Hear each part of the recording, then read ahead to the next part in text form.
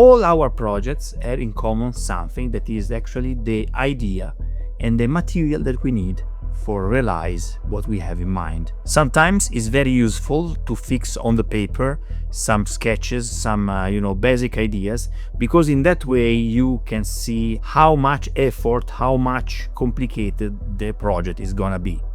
Using software to design a dungeon isn't strictly necessary, but sometimes a simple and intuitive tool like Dungeon Builder by Hobbity can quickly provide a finished product rich in detail.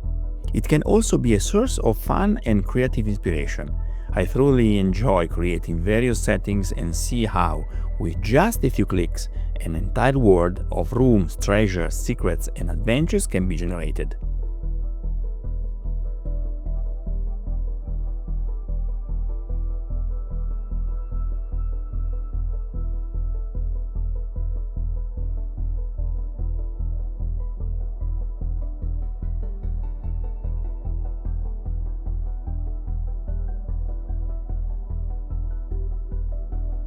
So when we connect the lines, we have this kind of pattern. It's a little bit more interesting, but then we have this extra space that is useful for the dungeon walls, guys.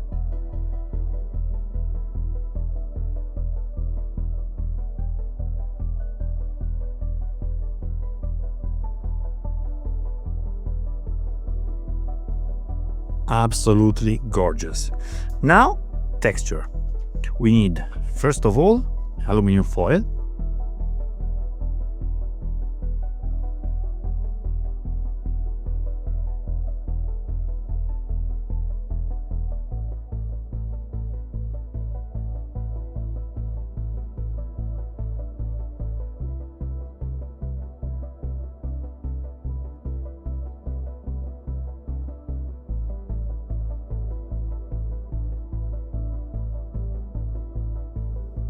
Absolutely, I like it.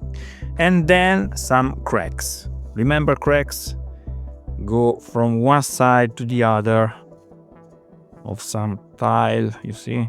So this one can be cracked. The crack I do with the X-Acto knife, then with the pen, but not so heavy with the pen, like that. Okay, you can see it. And there we have it, the first tile of the dungeon. Sometimes it's enough to have the tiles with the empty space around the negative space, but some other times it's important to separate bigger spaces with walls. When you have a series of tiles for your dungeon, it's very important to plan how much pieces do you need for complete the map. Planning the construction of dungeon walls is no easy task. It's essential to consider several fundamental technical aspects and how they will impact not only the final appearance but also the practical use during the gameplay. After a series of paper trials, I explored several options in sequence. Thick wall segments already combined with pillars, then thin wall segments without pillars, thick wall segments without pillars, fat, thick wall segments with separate junction pillar. This type of production offers enough variety without being overly complex. Having thick wall segments provides two fundamental advantages: stability on the game board and the ability to play with aesthetics, creating dynamic depth and adding built-in scenic elements. Although this is quite a comprehensive approach, nothing stops you from trying different methods. The beauty of a community is precisely in taking what is put on the table and using it as creative inspiration to reach the next step.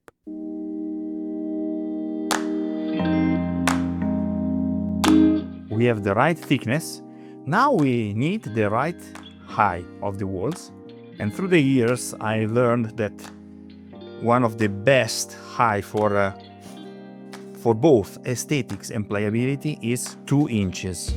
So 2 inches is enough for create beautiful aesthetics. Not too much for having trouble with the gameplay.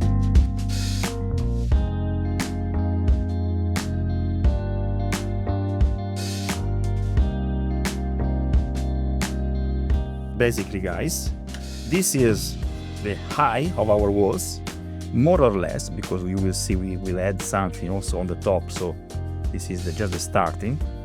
And about the thickness, it's like that. I'm speaking about a couple of layers in which we will use the first one as a support and the second one for create beautiful embellishment. Okay, let's go to the working bench. And now we measure all the pieces that we need. So we start with 5.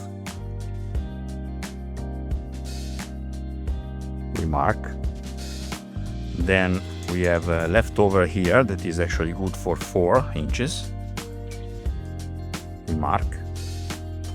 Then we have 3.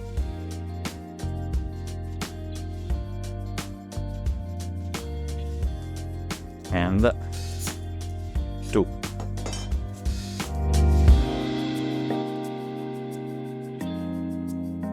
Voila.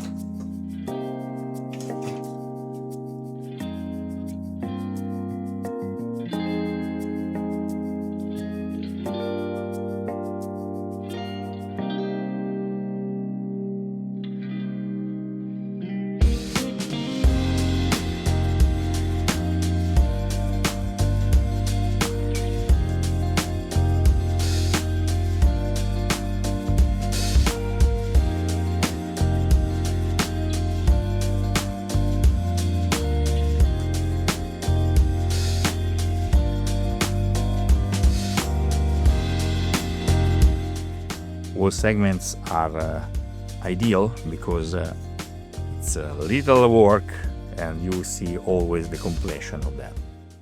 Now, this is it about the pattern. You see how these 2 spots actually break the rules, break the monotony. Now, of course, we need to texture it with the aluminum foil. And I do this in this phase when all the bricks are in the same let's say level, so I can catch all of them. Why this is important? Because the next step is to create dimension with the screwdriver.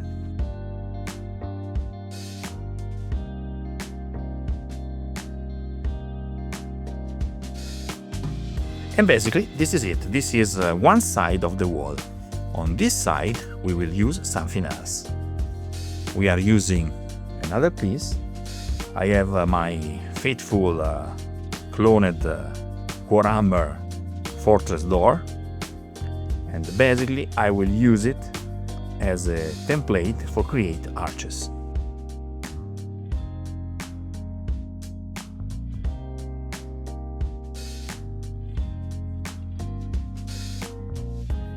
Bricks that go around the arch. Okay, I alternate big ones, little ones. You see, don't need to be regular too much, guys. Don't be afraid to improvise with the pen.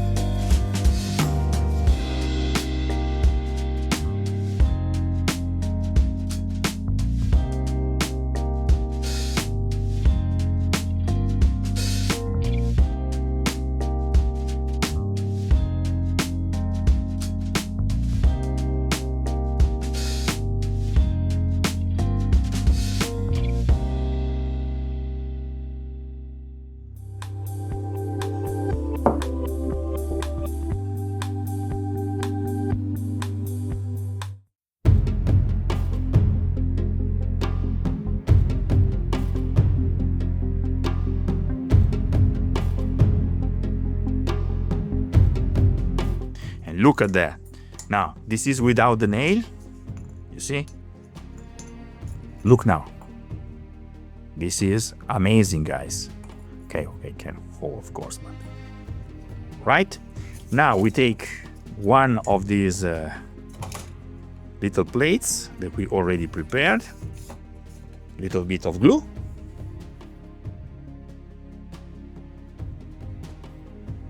And we have a pillar.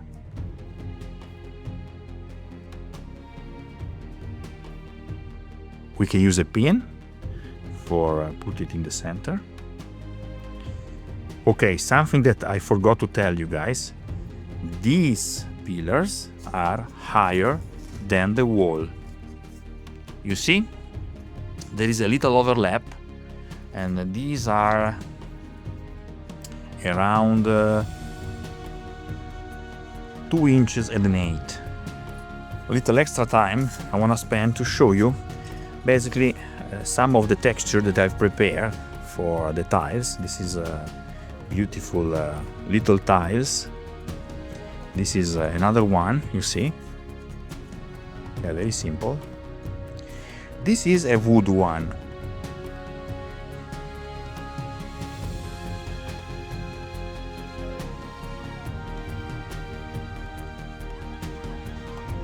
Now, I want to show you basically the thickness that we have between them is exactly the thickness of our walls, okay? So we don't waste grid for the gameplay.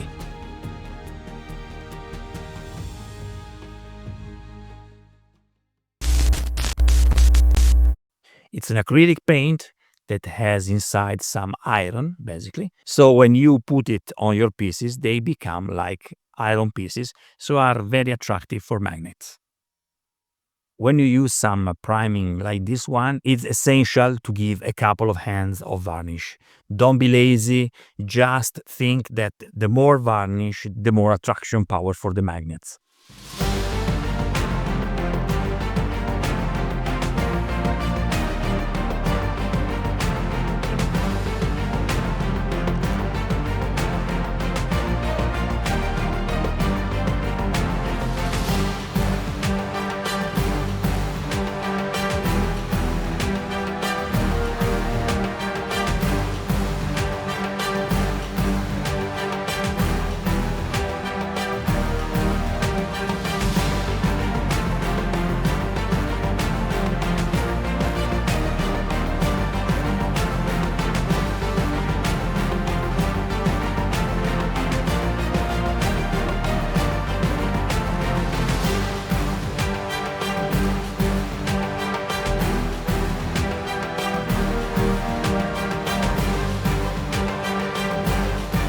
As you can see, the piece is attaching beautifully with the magnets. It's a comfortable bandage. They are, put together very, very firmly, but it's very easy to remove it because we are not speaking about a connection between magnet and real iron. If you want to increase, you can also put more magnets or another layer of varnish will help.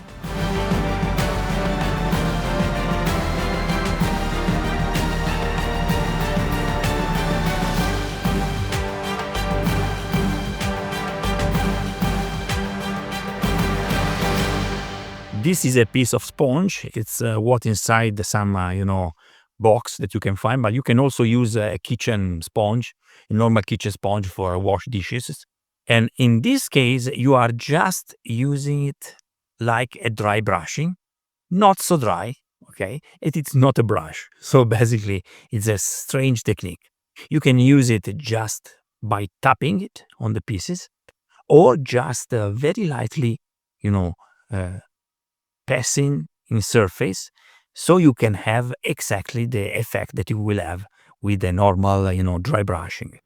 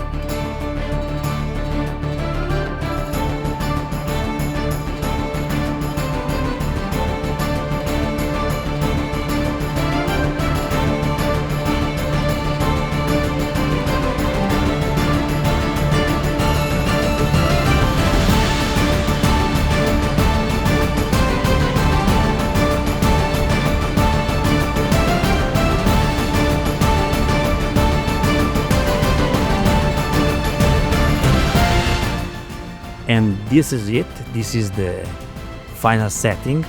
And this is, guys, a beautiful journey that each one of you can start. And it's very fun. It's a lot of satisfaction to have a little set in your hand just in hours. Of course, there is a lot of material in my channel that you can basically search and watch about dungeons and stuff. I have more than 400 videos in YouTube, guys, so I'm sure that you will find something that is interesting for continue this journey on the dungeon building. Okay guys, this is it for today. I hope you enjoyed this video. If you like this video, please hit the like button, and if you very like this video, remember to subscribe to the channel. Till next time, happy crafting!